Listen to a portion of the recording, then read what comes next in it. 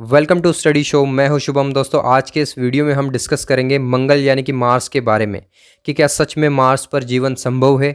अगर मार्स पर जीवन हम खोज रहे हैं, इवन एलॉन मस्क ने तो 2013 तक मार्स पर कॉलोनाइजेशन की बात कर रखी है, तो कितनी पॉसिबिलिटी है मार्स पर कॉलोनी बसाने के लिए, किन किन चैलेंजेस को हमें फेस करना पड़ेगा और क्या इसके साइंटिफिक सॉल्यूशंस हो सकते हैं। सो डिस्कस करेंगे इन डेप्थ इस टॉपिक पर। आपको बहुत कुछ जानने को मिलेगा, सो देखते रहिए वीडियो को एंड तक। दोस्तों, जब भी स्पेस एक्सप्लोरेशन की बात आती है तो हम मंगल ग्रह को ही सबसे ऊपर क्यों रखते हैं?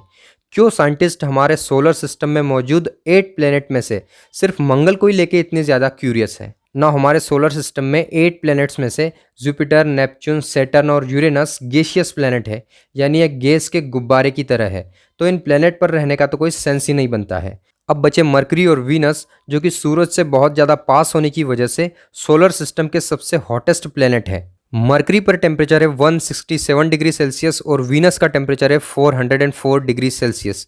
तो इतने हॉट टेम्परेचर में लाइफ तो बिल्कुल इम्पॉसिबल है। इसके अपोजिट प्लूटो, जो कि सूरज से बहुत ज़्यादा दूर है, इसलिए वहाँ का टेम्परेचर है -232 डिग्री सेल्सियस और वहाँ पर पहुँचना बहुत ज़्यादा डिफिकल्ट है बिकॉज ऑफ द डिस्टेंस, क्योंकि अभी हमारे पास में कोई भी ऐसा एयरक्राफ्ट या फिर शिप्स अवेलेबल नहीं है जो कि इतनी ज़्यादा दूरी ट्रैवल करके वहाँ पर हमें पहुँचा सके।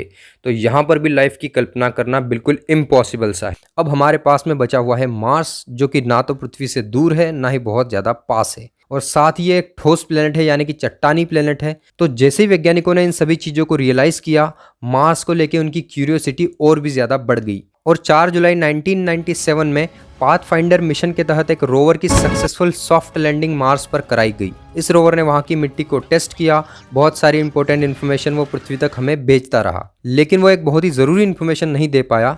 इसके बाद में नासा ने अगस्त 2007 में फिनिक्स नाम के एक स्टेशनरी लैंडर को मंगल ग्रह की ओर भेजा, जिसने मई 2008 में मार्स की सरफेस पर सॉफ्ट लैंडिंग की। फिनिक्स लैंडर मंगल ग्रह की सरफेस के नीचे मौजूद वाटर आइस की खोज करने वाला पहला मिशन बना, जो कि मंगल पर हुई अब तक की सबसे बड़ी खोज है। इसके बाद भी मंगल पर कई रोवर्स भेजे जाते रहे जो कि मंगल की पास्ट की इन्फॉर्मेशन हमें दे चुके हैं, जिससे हमें ये भी पता चलता है कि मंगल ग्रह आज से पहले हैबिटेबल प्लेनेट था, जहां झील और नदियां भी मौजूद थी। नौ मंगल ग्रह की इतनी सारी इन्फॉर्मेशन आने के बाद में साइंटिस्टों को ये विश्वास हो गया कि मार्स को पृथ्वी की तरह एक हैबिटेबल प्लेनेट बनाया जा सकता है। अब वैज्ञानिकों के पास में वो सारे प्रिंसिपल और फंडे थे जिन्हें अगर वो सक्सेसफुली इंप्लीमेंट कर लेते हैं तो मार्स पर आने वाले सभी चैलेंजेस से निपटा जा सकता है। तो एक एक करके हम उन चैलेंजेस को देख लेते हैं और इन चैलेंजेस के क्या पॉसिबल सोल्यूशन हो सकते हैं उसको भी हम देखेंगे। तो सबसे पहले हम जानते हैं कि हमारी लाइफ के लिए सबसे असेंशियल चीज़ें कौन कौन सी है। ऑफ कोर्स हमारी लाइफ के लिए सबसे असेंशियल है हवा और पानी। नौ मार्स के पास में अपना एटमॉस्फेयर यानी वातावरण तो है, लेकिन उसके एटमॉस्फेयर में ऑक्सीजन ना के बराबर है।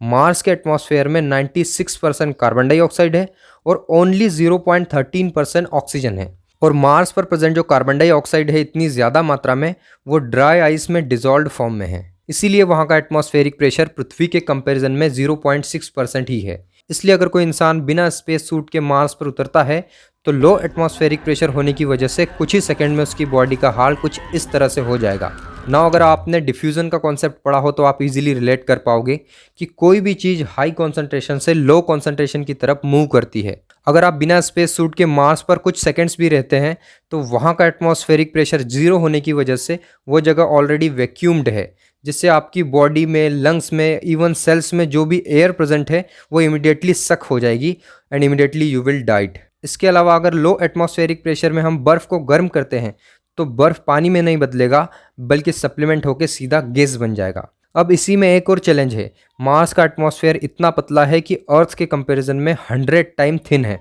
जिससे सूरज से आने वाली जो किरणें हैं वो सतह तक तो पहुंचती है लेकिन रिफ्लेक्ट बैक होकर वापस स्पेस में चली जाती है, जिससे वहाँ पर हीट डेवलप नहीं हो पाती है और वहाँ 24/7 ठंडा मौसम रहता है। और दूसरी तरफ हमारी पृथ्वी पर बहुत ही मोटा एटमॉस्फेयर है, जिस वजह से सूरज की किरणें जब पृथ्वी से टकराती है तो पृथ्वी का एटमॉस्फेयर सारी हीट को अंदर ले लेता है और उसे इंसुलेट कर देता है, जिससे कि पृथ्वी का जो टेम्परेचर है वो मेंटेन रहता है। इसके अलावा मार्स के एटमॉस्फेयर में सबसे ज़्यादा कार्बन डाइऑक्साइड है और ऑक्सीजन ना के बराबर है। इस वजह से वहाँ कोई ओजोन लेयर डेवलप नहीं हो पाई है, जिससे कि सूरज की अल्ट्रावायलेट रेस अंदर तक घुस जाएगी और हमारी स्किन के डीएनए को डैमेज कर देगी। अगली समस्या है ग्रेविटी यानी कि ग्रेविटेशनल फोर्स या गुरुत्वाकर्षण बल। इस ग्रेविटेशनल फोर्स की वजह से ही हम पृथ्वी पर अपराइट स्टिल रह सकते हैं। लेकिन ये फोर्स पृथ्वी के कंपैरिजन में मार्स पर बहुत कम है। अर्थ से लगभग 3 गुना कम है ग्रेविटेशनल फोर्स मार्स पर। नेक्स्ट चैलेंज है हमारा मैग्नेटिक फील्ड। धरती की मैग्नेटिक फील्ड सूरज से आने वाली खतरनाक रेडिएशन से हमें प्रोटेक्ट करती है, जो कि सूरज से आने वाले चार्ज पार्टिकल को रिपेल करने का भी काम करती है। और ये मैग्नेटिक फील्ड मार्स पर है ही नहीं। तो इतनी चीज़ों को जानने के बाद में हमें हमारे कॉन्सेप्ट का एक आइडिया आ गया है कि किन किन चीज़ों को हमें मार्स पर फेस करना पड़ेगा। तो मार्स पर आने वाली सभी प्रॉब्लम का बेस्ट पॉसिबल सॉल्यूशन हम देखते हैं कि वैज्ञानिकों के पास में इन समस्याओं का कौन सा सॉल्यूशन है। सबसे पहली प्रॉब्लम है एटमॉस्फेयर। तो हमें मार्स पर एक थिक एटमॉस्फेयर डेवलप करना है।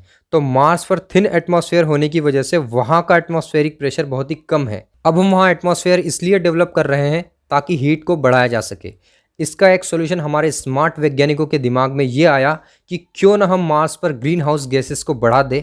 नाउ वेट, अब आप ये सोचोगे कि ग्रीन हाउस गैसों में से एक कार्बन डाइऑक्साइड तो ऑलरेडी मार्स पर बहुत ज़्यादा मात्रा में है, तब भी मार्स इतना ठंडा कैसे है? तो जो कार्बन डाइऑक्साइड मार्स पर है वो बर्फ में डिजॉल्व फॉर्म में है, कुछ कार्बन डाइऑक्साइड डर्ट में भी एब्जॉर्ब फॉर्म में है। तो इस डिजॉल्व कार्बन डाइऑक्साइड को वेपराइज करने के लिए वैज्ञानिकों के पास में एक और सॉल्यूशन है, और वो है न्यूक्लियर वेपन्स। क्यों ना मार्स पर न्यूक्लियर वेपन्स की बम्बार्डिंग की जाए। लेकिन इसमें भी एक प्रॉब्लम है कि इससे मार्स पर बहुत ज़्यादा रेडिएशन बढ़ जाएगी। मार्स का क्लाइमेट पूरी तरह से चेंज भी हो सकता है। रेडिएशन की इंटेंसिटी कम होते होते 10 साल से ज़्यादा समय भी लग सकता है। और सबसे बड़ी बात यह है कि ये बहुत ज़्यादा कॉस्टली भी होगा। तो इस सॉल्यूशन को हम ऑप्शनल रखते हैं। इसी प्रॉब्लम का दूसरा पॉसिबल सॉल्यूशन क्या हो सकता है वो देखते हैं। मार्स पर एटमॉस्फेयर बनाने के लिए दूसरा सॉल्यूशन है स्पेस में प्रेजेंट ये कॉमेट्स, जो बर्फ, कार्बन डाइऑक्साइड और नाइट्रोजन से भरे होते हैं। तो इन कॉमेट्स को हमें इनकी राह से भटकाना होगा ताकि ये मार्स से बम्बार्ड कर सके। एक मीडियम साइज़ के कॉमेट्स में 5% नाइट्रोजन होता है, यानी कि हमें लगभग 10,000 कॉमेट्स की ज़रूरत होगी।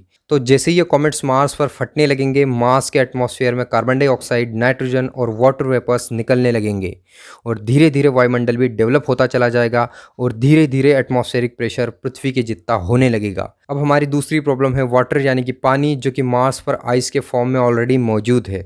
अब हमने एटमॉस्फेयर डेवलप कर लिया है, तो दूसरी प्रॉब्लम हमारी वैसे ही सॉल्व हो जाती है, क्योंकि सूरज से आने वाली किरणें जैसे ही एटमॉस्फेयर में जाएगी, मार्स का एटमॉस्फेयर सूरज की किरणों को ट्रैप कर लेगा, यानी जकड़ लेगा। इसलिए वो रिफ्लेक्ट बैक होकर वापस से स्पेस में नहीं जा पाएगी, जिससे मार्स का टेम्परेचर बढ़ेगा, और टेम्परेचर बढ़ने की वजह से बर्फ़ जो है वो धीरे धीरे पिघलने लगेगा। और सूरज की गर्मी से जब पानी भाप बन के बादलों में तब्दील होगा, तो आगे चल के वहाँ बारिश भी होगी, और बारिश से तालाब भी बनेंगे, और तालाब का पानी फिर से भाप बन के वापस से बरसने लगेगा। यानी वाटर साइकिल भी मार्स पर अब स्टार्ट होना शुरू हो जाएगी। अब मार्स एक रेड प्लेनेट से एक ब्लू प्लेनेट या फिर ग्रीन प्लेनेट भी बनने लगेगा। इतना सब हो जाने के बाद भी अब भी जीवन के लिए एक सबसे एसेंशियल चीज़ों में से एक ऑक्सीजन, जो कि मार्स पर नहीं है। तो मार्स पर इतना सब आने के बाद में ऑक्सीजन को लाना वैज्ञानिकों के लिए बहुत ही आसान काम होगा। जब हमारी पृथ्वी डेवलप हुई थी तो हमारी पृथ्वी पर ऑक्सीजन बहुत ही कम थी, लेकिन आज पृथ्वी पर 22% ऑक्सीजन है। तो ये सब हो पाया केनोबैक्टीरिया की वजह से। केनोबैक्टीरिया को ब्लू ग्रीन अलगी के नाम से भी जाना जाता है। केनोबैक्टीरिया एक ऐसा बैक्टीरिया है जिसमें वो ग्रीन पिगमेंट क्लोरोफिल पाया जाता है, जिससे केनोबैक्टीरिया में भी पेड़ पौधों की तरफ फोटोसिंथेसिस होता है, और ड्यूरिंग फोटोसिंथेसिस ये कार्बन डाइऑक्साइड को लेता है और ऑक्सीजन को छोड़ता है। सेम वैसे ही जैसे कि हमारे पेड़ पौधे करते हैं, इन्वायरमेंट से कार्बन डाइऑक्साइड को लेते हैं और ऑक्सीजन को बाहर निकालते हैं। तो हमें इन केनोबैक्टीरियाज को मार्स पर प्रेजेंट तालाबों और नदियों में छोड़ देना होगा, जिससे अपने आप ही मल्टीप्लाई होने लगेंगे और वहाँ के इन्वायरमेंट को ऑक्सीजन से भर देंगे। अब हमने मार्स पर ऑक्सीजन का भी इंतज़ाम कर लिया है।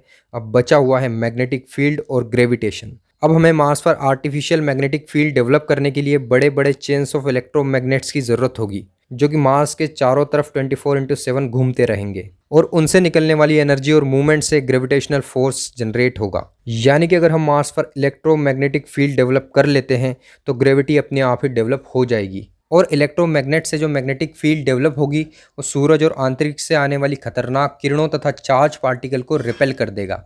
तो इन सभी चीज़ों को करने के बाद मार्स को एक हैबिटेबल प्लेनेट बनाया जा सकता है। तो आपको कितनी पॉसिबिलिटी लगती है, क्या आपका ओपिनियन है, आप हमें कमेंट सेक्शन में बताइए। साथ ही एलॉन मस्क जो इतना बड़ा कॉन्सेप्ट लेके चल रहे हैं, इसके होने की संभावनाओं के बारे में भी आप कमेंट सेक्शन में बता सकते हैं। आज के इस वीडियो में इतना ही। वीडियो अच्छा लगा हो तो लाइक, शेयर, कमेंट, सब्सक्राइब जरूर करें इसी तरह के एजुकेशनल वीडियोज़ को देखने के लिए।